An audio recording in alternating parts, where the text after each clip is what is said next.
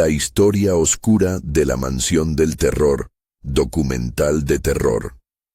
Lo primero que se escucha en las grabaciones es una voz comprimida por la cinta.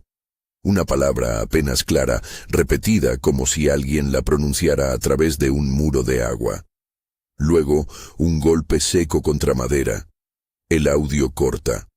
En la imagen, una puerta con marcas antiguas, una barandilla que ha visto más pasos de los que recuerda cualquiera. Así comienza la noche que un grupo de jóvenes decidió cruzar lo que la gente del barrio llamaba, a media voz, la mansión Wally. La mansión Wally no aparece en las guías de turismo. Está en un tramo viejo de la ciudad, entre casas remodeladas y fachadas que intentan olvidar su pasado. Para los archivos locales fue muchas cosas. Almacenamiento para una funeraria en un periodo temprano, un teatro reducido donde se representaron obras por meses, una tienda general de un barrio que hacía esquina y, según relatos parciales, un lugar donde ocurrían hechos que nunca llegaron a los periódicos.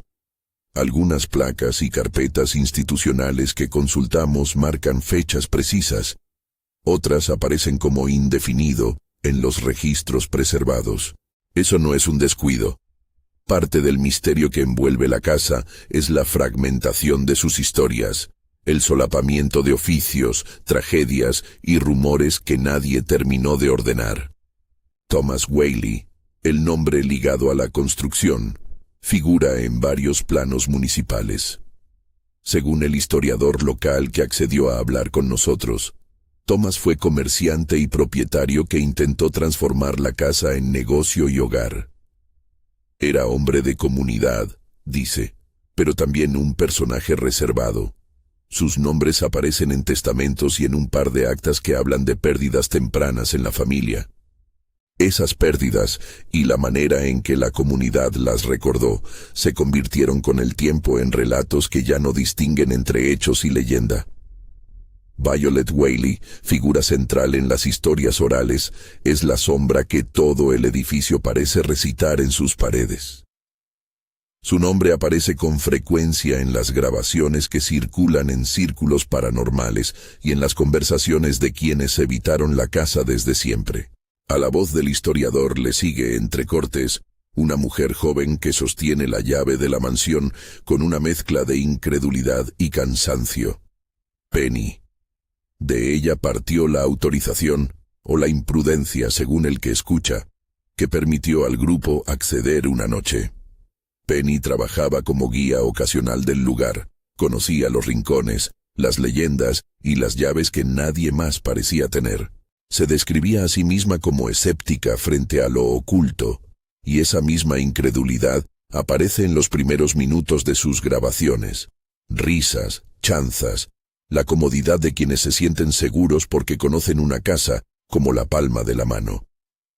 El equipo de aquella noche incluía a Kit Droman, figura pública con presencia en redes que se promocionaba como psíquico.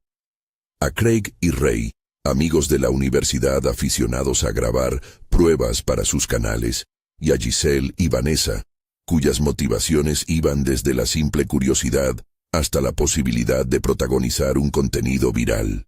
La combinación era la clásica mezcla entre espectáculo y investigación amateur. Showmanship, equipos de medición comprados por internet, valentía que, en la seguridad de la noche, se vestía de desafío. La parte técnica que emplearon era sencilla pero suficiente para lo que buscaban.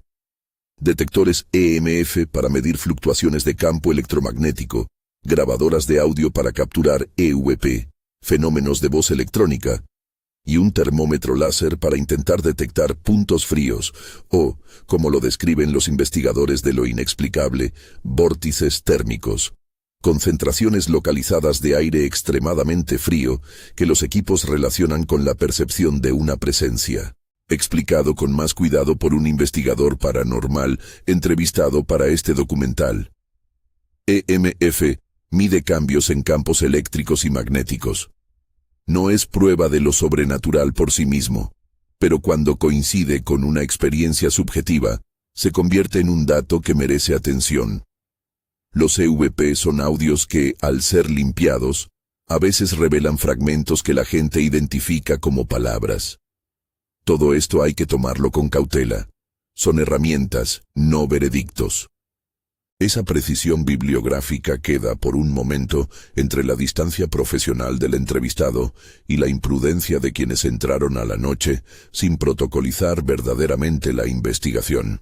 En los minutos iniciales del material de archivo se percibe una mezcla de humor y ligera arrogancia. Vamos a encontrar a Violet y le vamos a pedir una selfie. Bromea Craig mientras enfoca la cámara hacia una escalera que desciende a una habitación oscura. Kit, con su acostumbrada teatralidad, pide silencio y propone una sesión breve. Vamos a contactar, solo por 5 minutos. Si funciona, lo sabrán primero mis seguidores. Penny frunce el ceño y recuerda las reglas que le habían enseñado. Nunca abrir la casa de noche sin permiso escrito, nunca interrumpir muebles o cementar ideas de invocación. Esa pequeña tensión ética, al principio, parece una nota al margen de una noche que todos esperaban que tuviera más anécdotas que sustos. Si esto fuera un relato corto, la primera hora de la investigación se podría resumir como un crescendo doméstico. Risas, escucha concentrada, ruidos que se atribuyen a la casa vieja y fallos de batería. Pero los fragmentos de audio y las transcripciones que nos llegaron muestran una transición marcada.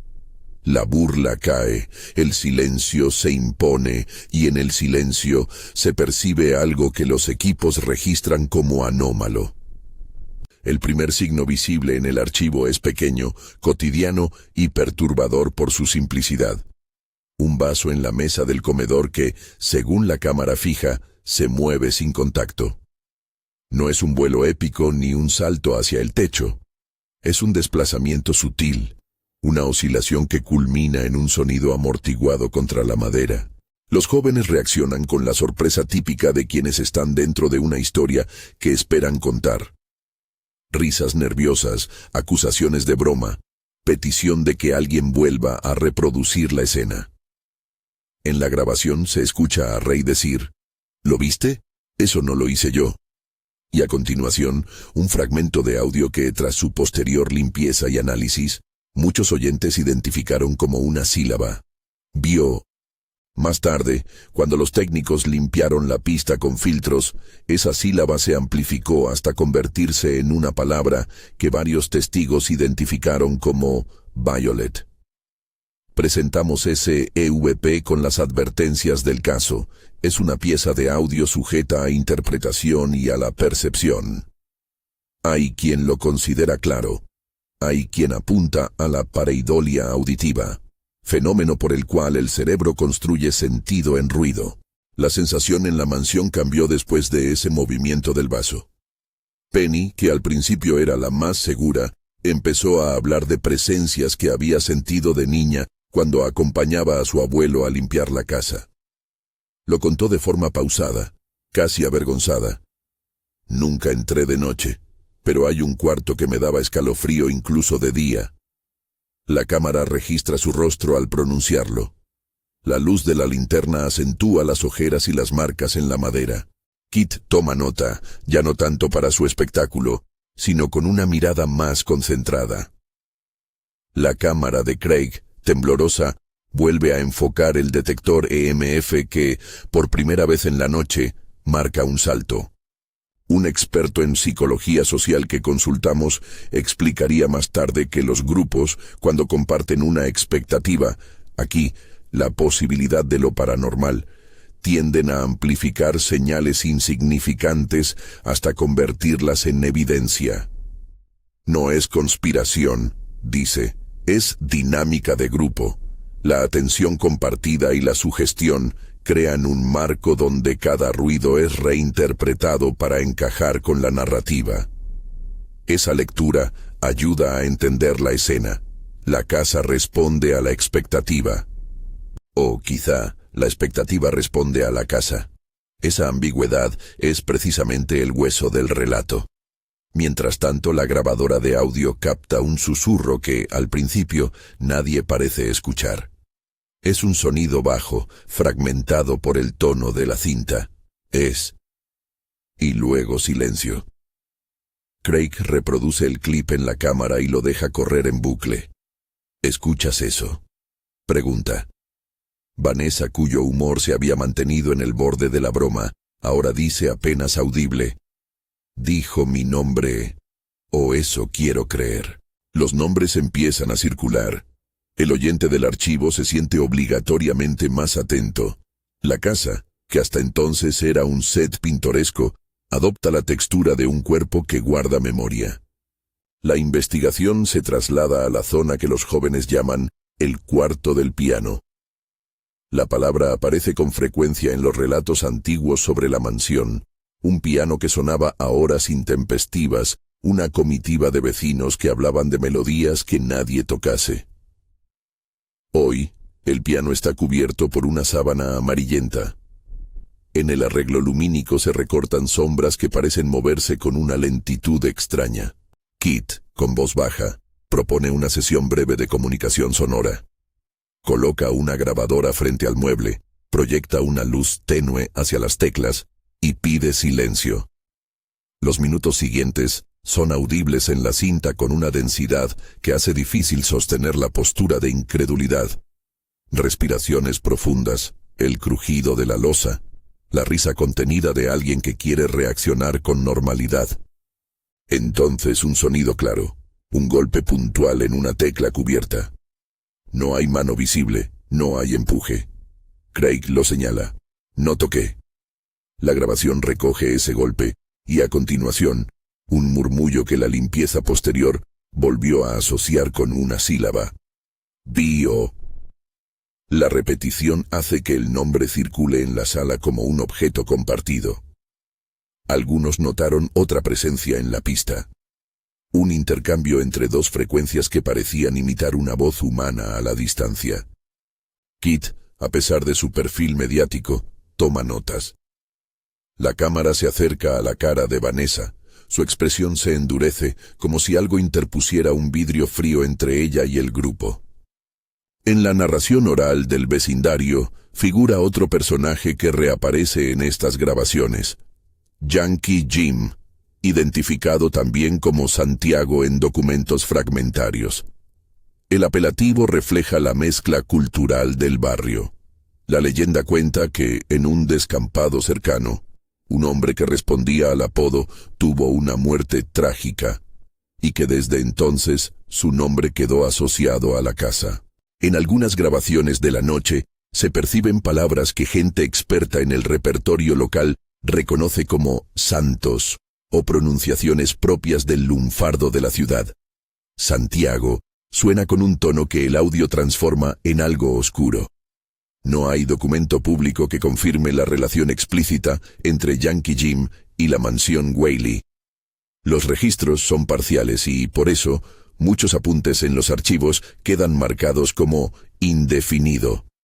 Aún así, las voces de los vecinos y los fragmentos de testimonios que conservamos hacen que su figura sea inseparable del folclore local. Fue a partir de la hora y media de la investigación cuando los instrumentos empezaron a mostrar lecturas que, aunque no concluyentes, resultaron inusuales para el equipo. El detector EMF marca picos regulares en la zona del hall central. El termómetro láser indica discrepancias de temperatura que el termómetro ambiental no registra. Kit trae a colación la palabra vórtice y la explica con la ligereza de quien ya ha dado entrevistas millones de veces. Un vórtice es un punto donde la energía se concentra. No necesariamente algo maligno, es más bien un canal.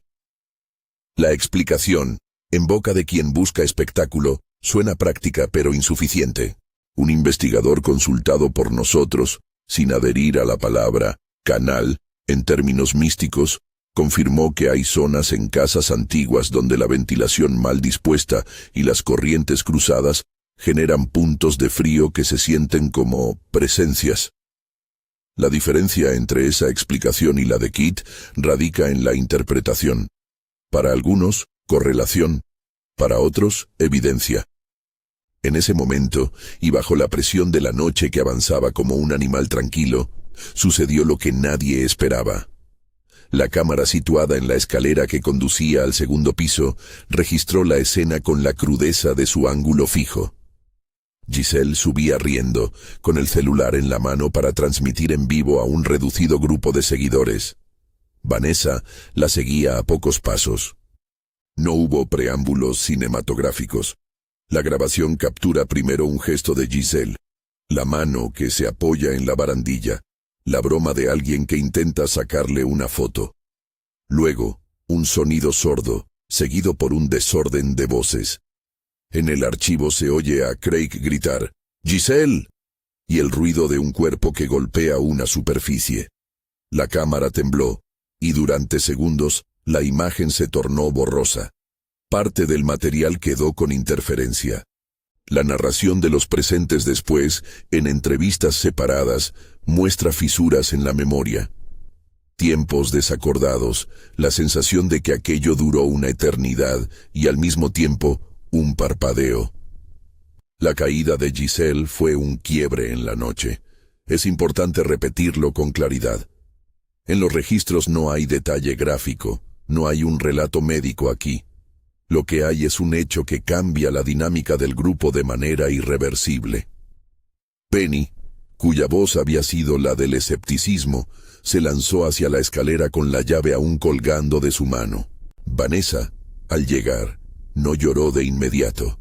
Su mirada, dicen los archivos, se volvió distante, como si en ese segundo la percepción se hubiese desplazado a otra preocupación. Kit trató de acceder a su equipo, buscando quizá una pieza más de material, quizá una confirmación para su audiencia. Craig fue quien llamó con manos temblorosas a emergencias. En la grabación se percibe que la llamada se hace entre sollozos y órdenes. Tenemos una herida grave», dice Craig con voz cortada. El operador responde con un protocolo estándar. Pero la línea sufre interferencias. En la grabación de la cinta la llamada parece tensarse y cortarse en fragmentos. Aquí conviene detenerse en las decisiones que el grupo tomó en los minutos posteriores, porque son las que marcarán la escalada. Algunos insistieron en no salir por miedo a que la policía cerrara el caso sin buscar las demás pruebas. Otros, con el instinto de quienes han estado siempre en entornos de precariedad, pensaron en la prudencia de salir y esperar ayuda fuera. El dilema entre preservar el material y atender a una amiga herida introduce un conflicto moral que para muchos observadores fue el verdadero punto de no retorno. La casa ya no era un objeto de estudio, sino un lugar donde una vida podía acabar.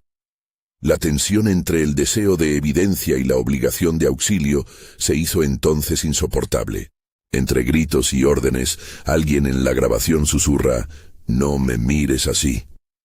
Una frase que luego, en entrevistas separadas, varios testigos atribuyen a Vanessa. Su comportamiento cambió luego de la caída. Palabras cortadas, miradas que no respondían al interlocutor. Momentos en los que parecía escuchar algo ajeno al grupo.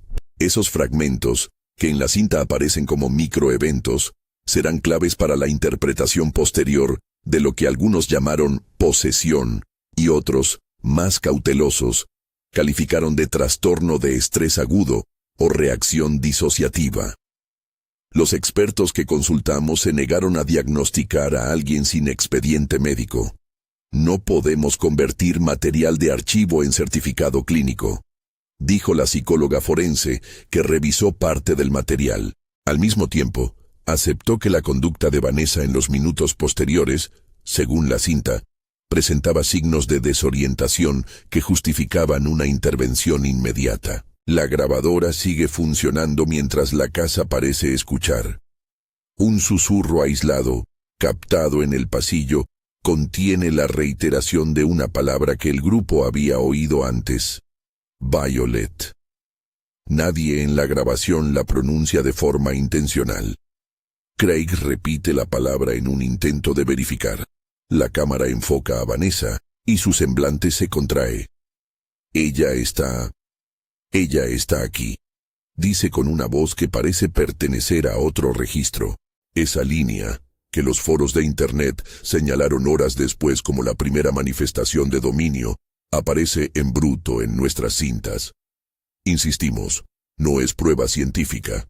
Es un testimonio grabado que muestra una alteración conductual en un contexto altamente sugestivo.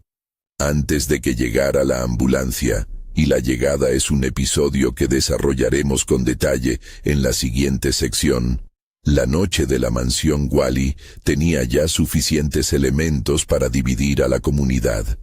Quienes pensaban que todo era montaje y quienes sostenían que algo real había despertado en la casa. Los archivos oficiales que revisamos durante meses muestran, en un compendio incompleto, denuncias vecinales previas, quejas por ruido y en uno que otro expediente marcado como indefinido, menciones a actividades extrañas. La ambivalencia de los documentos se refleja en las entrevistas que acompañan este relato. Un policía retirado que pidió no revelar su nombre recuerda una sensación de extrañeza en la casa que no supo explicar con el procedimiento habitual. Un vecino que trabajó en la tienda hace décadas afirma que la gente evitaba pasar de noche por la puerta principal. A esta altura de la narración conviene una pausa deliberada. Lo que mostramos en las grabaciones intercala hechos verificables, testimonios humanos y grabaciones sujetas a interpretación. Ese entrecruzamiento es la materia del misterio. Algunos elementos técnicos, otros psicológicos y una historia pasada que se filtra por las paredes de la casa crean una atmósfera que ya no es la de una broma juvenil, sino la de una experiencia límite. Si estás siguiendo este documental porque te interesan los casos de lo inexplicable, si te atrae la mezcla de investigación y testimonio, este es el momento para suscribirte y activar las notificaciones. Esta serie explora archivos, entrevista a especialistas y presenta material que hemos verificado hasta donde fue posible. Nuestra intención no es convertir lo inquietante en espectáculo, es más bien entender qué ocurrió aquella noche en la mansión Wally. Si esa inquietud resuena contigo, acompáñanos en la investigación. Tras la llamada y antes de la llegada de asistencia formal, las grabaciones registran un compendio de acciones. Vendajes improvisados, voces que suplican calma, la linterna que recorre rostros inmóviles. Sin embargo, algo más sucede en la casa en esos minutos que la cámara apenas capta. Patrones de sonido que algunos analistas han señalado como EVP repetitivos y la aparición de nuevas lecturas en el detector EMF, especialmente en el punto bajo de la escalera. Ese lugar, según las leyendas de la familia Whaley, habría sido escenario de un suceso doméstico que marcó la casa de manera indeleble. Nuevamente, documentos que podrían confirmarlo aparecen incompletos en los archivos y están marcados como indefinido. La ausencia de registros cerrados no invalida las memorias orales, pero obliga al relato a mantener la precisión. Lo que sigue es reconstrucción, no historiografía cerrada. Mientras la tensión crecía, el material de archivo ofrece un momento escalofriante. En una toma breve, cuando la cámara enfoca la mano de Penny rozando la barandilla, se escucha algo que los técnicos describen como una caída de frecuencia en la pista de audio, seguida por una resonancia como si una puerta lejana hubiese sido golpeada. Nadie se mueve. La respiración colectiva se hace audible. Ese registro, que será revisado más adelante por especialistas de audio, contiene frecuencias que algunos sugieren no corresponden a la acústica natural del lugar. Nuevamente, las interpretaciones divergen, artefacto técnico o fenómeno real. En el centro, la experiencia humana. El miedo que se instala, la necesidad de explicarlo y el giro inevitable. A partir de la caída de Giselle, la casa dejó de ser un teatro para el entretenimiento y se convirtió en un lugar desde el que la vida pedía auxilio. La noche avanzaba, y con ella las preguntas que este documental buscará responder. ¿Se trató de una coincidencia amplificada por la sugestión colectiva? ¿Hubo un fallo estructural que provocó la caída?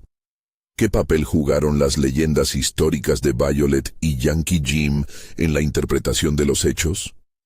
¿Por qué ciertas zonas de la mansión muestran cambios térmicos y picos electromagnéticos? Y quizás la pregunta más inquietante: ¿qué sucede con la memoria de una casa cuando la tragedia se ancla en sus cuartos? La historia no se cierra aquí. Lo que hemos presentado hasta ahora es la cartografía inicial de una noche que cambió la percepción pública sobre la mansión Whaley. Hemos trazado personajes, mostrado herramientas, registrado los primeros fenómenos y culminado en una emergencia real. En lo que sigue, y que abordaremos en la próxima sección, se profundizará en las consecuencias inmediatas, la entrada de las autoridades, la atención médica, las versiones contrapuestas sobre las decisiones del grupo y las primeras notas policiales que, en parte, darán forma al enigma que hoy investigamos. Mientras tanto, quedan en la cinta las voces de esa noche, los ecos de un nombre: Violet. La casa, como verán en los documentos que dejamos en la descripción, aún conserva grabaciones y fotografías que alimentan preguntas más que respuestas. Al finalizar este primer bloque, ofrecemos en la descripción material adicional: copias de las transcripciones de audio que hemos autorizado, fotos de archivo reconstruidas, marcadas como dramatización cuando corresponde, y la lista de expertos consultados. Si deseas revisar las grabaciones por ti mismo, ahí encontrarás los enlaces. Y si quieres seguir con nosotros en el seguimiento de este caso, suscríbete para las próximas entregas. En la siguiente parte abordaremos la llegada de la policía, el impacto comunitario y el análisis técnico de los EVP más controvertidos. La noche de la mansión Whaley dejó, además de interrogantes, un rastro tangible. Marcas en la madera, una taza que se movió sin explicación, un detector que osciló y, sobre todo, vidas que quedaron alteradas. En la cinta, mientras la ambulancia no llega todavía, alguien repite en voz baja: «Esto no debería estar pasando». Es esa frase, tan simple y desesperada, la que acompaña el registro final de esta parte. La mansión se recuesta sobre su historia como si fuera un animal viejo que no quiere ser despertado. Y sin embargo, fue despertado. La puerta quedó entreabierta. La madrugada se acercaba, y con ella la promesa de respuestas que tal vez no sean lo que todos esperan. La ambulancia llegó con sirenas que parecían chocar contra las paredes desvencijadas de la mansión. La grabación de la cámara instalada en el pasillo central muestra las luces intermitentes reflejadas en el barniz gastado del suelo. Los primeros agentes que entraron describieron, en informe y en entrevistas, una escena que no coincidía con la imagen que suelen encontrar en llamadas por heridas accidentales. Polvo en suspensión, muebles fuera de lugar y personas con los rostros empastados de una mezcla de pánico y cansancio. En las secuencias de audio que obtuvimos de la policía se oyen órdenes breves, un lenguaje administrativo que intenta imponer control. Cubre la entrada. ¿Hay heridos graves? Identifiquen a los espectadores. La cinta del grupo, por su parte, era un mosaico de voces temblorosas y electrodos de alarma. La paramédica que primero subió a la segunda planta recuerda haber encontrado a Giselle en el pie de la escalera, inmóvil. Evitamos detalles que no aporten a la investigación. Su condición fue registrada por los servicios médicos y por el hospital. En los documentos oficiales figura la asistencia inmediata y posteriormente la derivación a un servicio de urgencias. El estado final del caso médico aparece en los legajos como indefinido para este archivo. No hemos tenido acceso a los informes clínicos completos por restricciones de privacidad. Lo que sí se corrobora en múltiples testimonios es que el golpe produjo una ruptura en la noche. A partir de ese momento, la intervención policial dejó de ser meramente administrativa y pasó a ser una investigación. El oficial Medina, quien estuvo a cargo del primer turno, Describió la situación así en su declaración. Había una mujer que gritaba sin mirarnos. Otra persona se llevó las manos a la cabeza, y una de las cámaras seguía grabando. Todo parecía detenido en el instante antes de que todo ocurriera. Su informe policial, que obtuvimos con acceso parcial, menciona a Vanessa como la principal fuente de comportamiento errático. Varios agentes coinciden en que su actitud en el momento de la llegada fue impredecible. A ratos colaboraba, a ratos no obedecía instrucciones simples. Una de las transcripciones del bodycam recoge, en una fracción que luego se convirtió en foco de análisis, la frase «No se la lleven, es de los suyos». La oración corta, heterogénea y desafiante dio pie a lecturas muy distintas entre los investigadores. Las grabaciones de la noche, editadas y conservadas por el equipo que nos entregó las cintas, incluyen fragmentos que permiten reconstruir con detalle los minutos en los que la presencia policial se mezcló con el material amateur. En uno de esos fragmentos se escucha a Craig hablando con un agente por teléfono, al borde de la desesperación. Ella se volvió. Algo cambió. No la reconozco. Otra pieza, esta vez la actuación en directo de Penny para la cámara, recoge su voz quebrada. «Tenemos que salir de acá, por favor». Esos cortes, breves, ásperos, a menudo interrumpidos por interferencias, son los que el público asocia con la autenticidad del found footage. Momentos sin filtro que, por su crudeza, obligan al espectador a contemplar la escena sin adornos. La secuencia que siguió a la llegada de los servicios fue burocrática y traumática a la vez. Se tomaron declaraciones en el lugar, se acordonó la entrada principal y se catalogaron como pruebas el vaso que había sido filmado moviéndose. El detector EMF con las lecturas guardadas en memoria y varias grabadoras con pistas potencialmente relevantes. El procedimiento estándar de la policía combina atención médica, recolección de pruebas y contención de testigos. Lo que cambió esa noche fue que las pruebas mismas parecían hablar.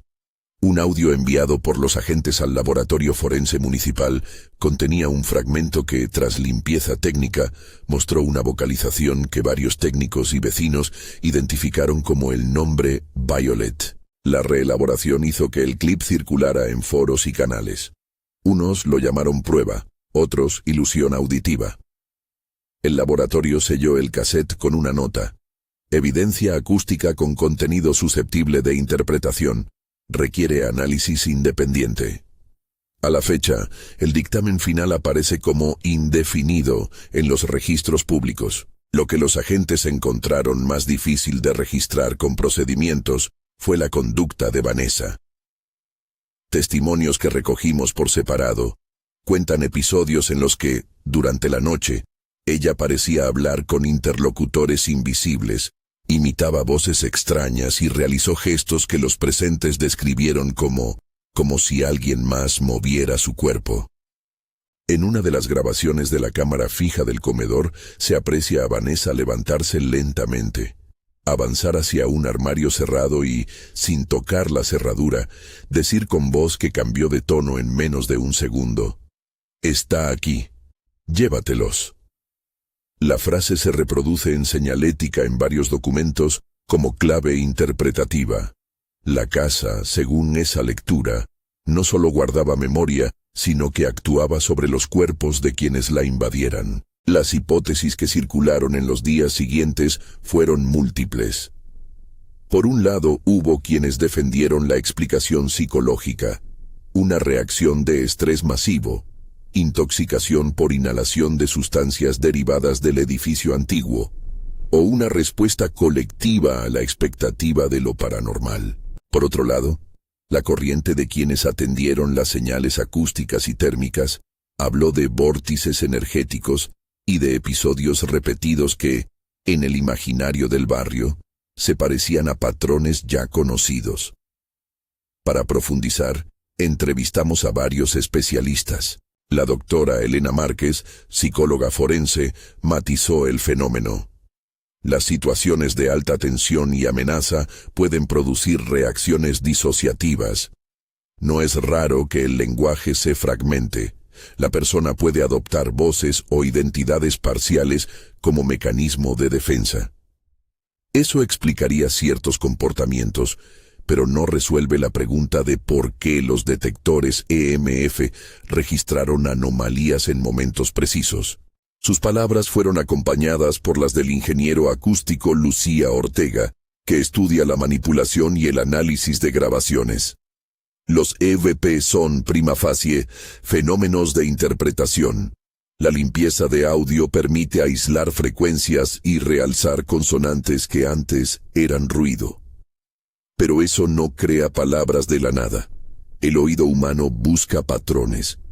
En este caso, encontramos consonancias que pueden sonar como nombres conocidos de la casa, pero eso no implica causalidad. Ambos testimonios permitieron construir un marco interpretativo que respeta tanto la ciencia como la experiencia subjetiva. A medida que la investigación policial seguía su curso, surgieron contradicciones entre las versiones del grupo. Craig declaró que había oído pasos en un corredor que no correspondían a la circulación del resto del equipo. Penny aseguró que había sentido una fuerza que presionaba la palma de su mano contra la barandilla. Kit sostuvo que, cuando intentó registrar una sesión corta para captar voces, algo cambió el timbre de la grabadora de manera abrupta. Las declaraciones cruzadas alimentaron la hipótesis de la histeria colectiva, pero también abrieron preguntas sobre posibles alteraciones de las pruebas por manipulación intencionada. La Fiscalía catalogó varias piezas como posibles evidencias sujetas a verificación técnica. No obstante, ante la ambigüedad, el caso penal entró en un limbo que se prolongó semanas. Mientras tanto, en la comunidad, el rumor se transformó en fricción. Los vecinos más antiguos se dividieron entre quienes pedían proteger la casa como patrimonio de historias locales y quienes exigían su clausura. En la tienda que aún quedaba a 2 cuadras, un anciano que trabajó con la familia Whaley decía: «Siempre hubo algo raro, pero la gente siempre contó sus propias versiones. A veces son leyendas y a veces son llantos». Para la municipalidad, el problema fue manejable desde el punto de vista administrativo. Clausura temporal por riesgo estructural, señalización de acceso restringido y notificaciones a servicios sociales por la relevancia del suceso. Para los medios, el caso era un imán. Imágenes de la fachada con cinta policial y una valla improvisada circularon en redes, creando un mapa de miradas que nunca cesó. No tardó en aparecer una pieza que volvió a conmover. Una edición de las cintas que el grupo había grabado, y que, por error o por decisión deliberada, fue publicada en un canal menor antes de que las autoridades la incautaran. En esa versión filtrada se oye, en repetidas ocasiones, a la voz de Vanessa pronunciar fragmentos que no parecían suyos. «Llévalos. Son de aquí». Esa misma edición muestra cómo, en un intento de salir, el grupo trató de subir al ático para acceder a una salida de emergencia. Las cámaras caseras, con su limitada resolución, registraron el forcejeo y la confusión. Una puerta que se cierra súbitamente. Un grito ahogado que se disuelve en interferencia. Pasos que suben y bajan en un ritmo errático. Los cortes en la grabación. La pérdida de señal en momentos críticos y la posterior aparición de tomas, donde se ve la cámara en el suelo, hacen que la reconstrucción sea incompleta y dolorosa. Fue en ese traslado hacia el ático donde el clímax de la noche se tornó casi mítico. Varios testigos relatan que la casa cortó las rutas de salida. No hablamos de puertas que se traban por fuerza mecánica. Las memorias orales contienen versiones donde los pasillos parecían alargarse, como si la planta hubiera mutado bajo los pies de los que corrían. La metáfora de la casa como organismo vuelve a aparecer aquí. Muros que guardan memoria y que, ante la intromisión, activan una resistencia. Filtrar entre metáfora y hecho es la tarea que ocupó a los investigadores posteriores. La intervención policial en el ático dejó constancia de escenas que algunos oficiales describen como perturbadoras. Objetos arrojados, marcas en la madera y un olor que varios compararon con tela vieja y humedad. En el lado humano, varios miembros del grupo sufrieron lesiones menores durante el forcejeo y tuvieron que ser asistidos. Vanessa, en particular, fue encontrada en el espacio que dominaba el ático, con signos de automutilación leves que, según los peritajes, podrían corresponder a laceraciones superficiales hechas con objeto cortante. La narrativa oficial evita afirmar causalidad sobre la motivación de estos cortes. La documentación forense clasifica el hecho como heridas autoinfligidas en un marco de alteración mental temporal. El tratamiento de ese dato exigió prudencia por respeto a la persona y a su privacidad. Por eso figura con limitaciones en los expedientes que pudimos consultar. Entre los descubrimientos que la policía catalogó como pruebas materiales, se incluyó una nota manuscrita encontrada en una habitación trasera, con tinta corrida y palabras casi ilegibles. El contenido de la nota aparece en los expedientes como parcialmente legible. Frases sueltas que apuntan a la presencia de alguien que reclama y referencias a nombres propios. La autoría de la nota permanece como indefinido en la investigación. Podrían ser trazos de un habitante previo, una dramaturgia improvisada o el resultado de un desorden emocional de la noche. La nota, por su formato y su lenguaje, alimentó la interpretación simbólica del caso y fue utilizada por algunos medios para sostener teorías más sensacionalistas. En el seguimiento a largo plazo, el papel de Keith Droman, el psíquico mediático, mereció atención particular. Su conducta durante la noche, entre teatral y sincera, fue puesta en juicio por algunos comentaristas que lo acusaron de buscar protagonismo a expensas del peligro. Keith, entrevistado posteriormente, mantuvo una postura ambivalente. Reconoció haber querido captar material para su audiencia, pero afirmó haber vivido una experiencia que superó su guión. Buscaba prueba para mi comunidad. Lo que ocurrió esa noche me dejó sin palabras.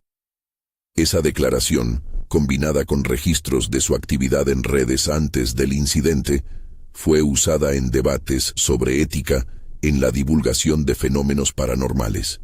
A la par de la investigación criminal y de la mediática, emprendimos un estudio técnico de los materiales sonoros. Lucía Ortega, la ingeniera de audio, entregó un informe donde expone con detalle las limitaciones y los hallazgos. Picos de frecuencia en sectores concretos, resonancias que no se replican en habitaciones control, y patrones de ruido que, al ser procesados, generan fonemas legibles. Los ejemplos que ella nos mostró incluían fragmentos breves transcritos así: vio, tía, san. Ortega insistió en la ambivalencia de esos hallazgos. No aportan una prueba absoluta de intencionalidad desconocida, pero tampoco desaparecen con explicaciones simples. Esa cautela profesional es la que procuramos respetar en este documental: mostrar los datos, exponer las interpretaciones posibles y no proclamar certezas donde no las hay. Meses después de la noche fatídica, la mansión fue asegurada y el acceso se restringió por razones de seguridad. Sin embargo, la curiosidad no desapareció. Vigilantes informales, exploradores urbanos y buscadores de sensaciones continuaron visitando los alrededores. De manera inquietante, se reprodujeron nuevos reportes de lecturas EMF y grabaciones nocturnas con fragmentos acústicos. Algunos de esos registros llegaron a nosotros de forma anónima. Otros fueron compartidos por curiosos que, armados con su teléfono, promovieron la idea de que la casa aún contestaba. Ninguno de esos registros fue tomado como evidencia concluyente por las autoridades. Muchos, sin embargo, alimentaron la leyenda y convirtieron a la mansión Wally en un punto de referencia para relatos de terror locales. El historiador Roberto Salazar nos recordó que los espacios con pasado complejo tienden a convertirse en contenedores de historias. Una casa con capas de usos, morgue, teatro, tienda, acumula trazos. Esos trazos son depositarios de memoria colectiva. Con el tiempo, la línea entre lo vivido y lo imaginado se vuelve porosa. Su reflexión ayuda a entender por qué la comunidad proyectó tanto sobre la mansión. No se trataba solo de una estructura física, sino de un palimpsesto donde se leían pérdidas, silencios y nombres. Violet, como figura, se convirtió en símbolo de esas pérdidas. Su repetición en las grabaciones no solo remite a un epónimo histórico, sino a la manera en que el recuerdo insiste. Legalmente el caso quedó, a grandes rasgos, en dos frentes. La investigación por negligencia o encubrimiento relacionada con la caída de Giselle y las actuaciones por posesión de escena y desorden público que involucraron a los jóvenes. La Fiscalía no emprendió cargos por causas paranormales. No existe esa categoría. Su labor fue la de recolectar pruebas objetivas e intentar atribuir responsabilidades donde fueran demostrables. El proceso judicial, marcado por limitaciones probatorias y testimonios divergentes, terminó sin condenas mayores que las administrativas, según consta en los expedientes públicos.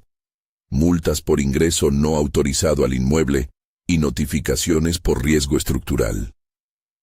En lo penal, la calificación definitiva se mantiene en muchos puntos como indefinido por falta de pruebas contundentes.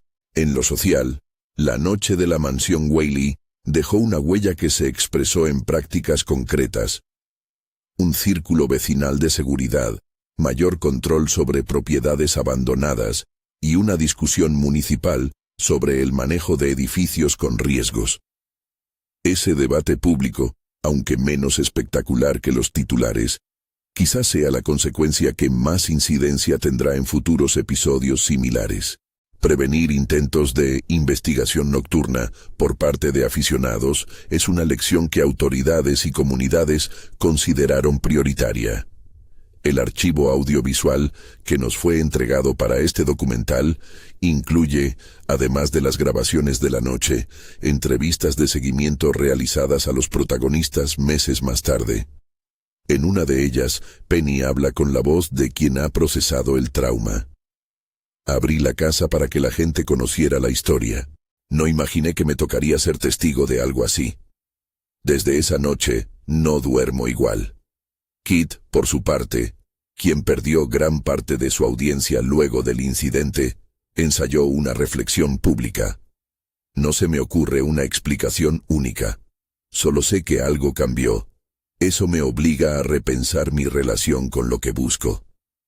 Craig y Ray, con menos exposición mediática, mantuvieron una postura más pragmática.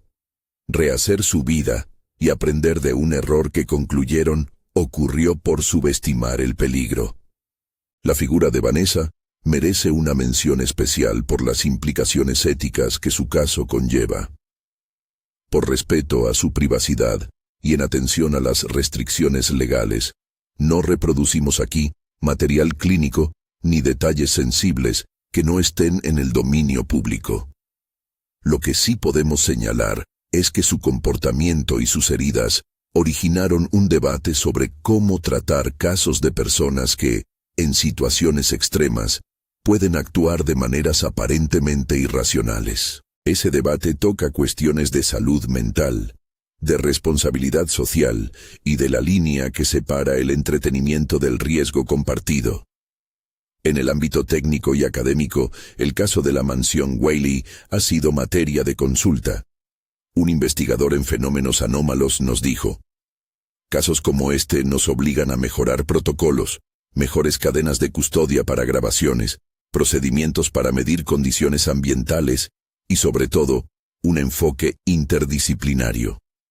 Ese enfoque, que combinó trabajo forense, revisión histórica y análisis social, es el que procuramos ofrecer en esta investigación. Un relato que no se recluya en una sola explicación, sino que permita ver el fenómeno desde distintos ángulos. El epílogo conserva, sin embargo, una ambigüedad deliberada. Entre el material que permanece en la carpeta del caso, hay un último fragmento de audio que no fue reproducido públicamente sino hasta ahora, con fines documentales y con las restricciones necesarias. Es breve y está relatado por la grabadora que permaneció activa hasta que alguien la dejó caer. La pista contiene una respiración aguda, seguida por una voz que dice en susurro: «No te vayas». La calidad del sonido, su proximidad y la tensión de la entonación hacen que varios técnicos coincidan en que no se trata de un artefacto simple de edición. ¿Qué significa esa frase? Para unos, es la persistencia de la memoria, para otros, una construcción de la mente bajo estrés. Lo que nos parece indudable es que, en la mansión Whalley, la palabra circula y se hace cuerpo. Meses después, la casa fue objeto de un sellado parcial, y la municipalidad ordenó estudios estructurales. Los propietarios, cuyos nombres se mantienen fuera de la narrativa pública por acuerdos legales, tomaron decisiones que incluyeron la contratación de peritos y la implementación de medidas de seguridad.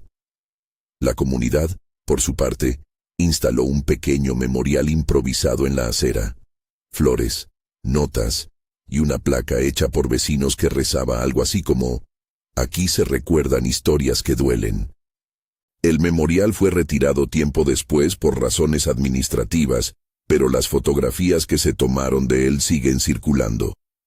Como producto de esta investigación, hemos compilado una cronología de los hechos con la máxima precisión posible, señalando los nodos donde la información se vuelve indefinido. En ella se registran desde los usos antiguos de la casa, morgue en un periodo tempranamente indefinido, teatro en fechas parciales y tienda general en décadas pasadas, hasta los minutos de la noche central que reconstruimos con la ayuda de las grabaciones. Esa cronología no pretende clausurar el significado del caso, sino ofrecer un mapa para quien quiera explorar las pruebas con el cuidado que demanda un archivo sensible. También incorporamos un glosario que explica, con lenguaje accesible, los términos técnicos que aparecen a lo largo del informe. EVP, EMF, vórtice, pareidolia auditiva y otros. La intención es que el espectador entienda qué significan estas siglas y por qué son referidas con tanta frecuencia en investigaciones de este tipo. No son magias ni certificados científicos, son herramientas y marcos interpretativos que, combinados, ofrecen una forma de acercarse al fenómeno. Al final de todo, la mansión Whalley permanece como un símbolo de límites. Entre lo público y lo privado, entre la historia y la leyenda, entre la curiosidad y la responsabilidad. Si algo queda claro tras revisar las pruebas, hablar con testigos y consultar a expertos, es que la casa siguió recordando, y algunos dirían llamando, mucho después de la noche que cambió su notoriedad. Esa persistencia no demuestra una doctrina ni proclama una verdad sobrenatural. Más bien exhibe la tensión humana. ¿Cómo respondemos cuando lo que buscamos se convierte en algo que nos reclama? Como cierre de este relato, ofrecemos un último fragmento del material de archivo, breve y sin adornos. Es un susurro que se superpone a un eco distante, una frase que la limpieza del audio y la revisión pericial dejaron tal como la escuchamos. Aquí no se va nadie. No lo presentamos como un veredicto. Lo presentamos como un testimonio más, dentro de una serie de testimonios. Cada uno deberá, con criterio propio y con la información disponible, formar su interpretación. Si quieres revisar por ti mismo las grabaciones, las transcripciones parciales y los documentos que hemos citado, encontrarás enlaces en la descripción de este video, archivos de audio con sellos de tiempo, fotografías de archivo marcadas como dramatización cuando corresponde, y la lista completa de expertos consultados. Hemos procurado transparentar lo que es verificable y lo que permanece como indefinido, Si te interesa el seguimiento de casos como este, suscríbete y activa las notificaciones. Publicaremos actualizaciones cuando nuevos documentos oficiales se vuelvan accesibles y cuando nuevos análisis técnicos estén disponibles.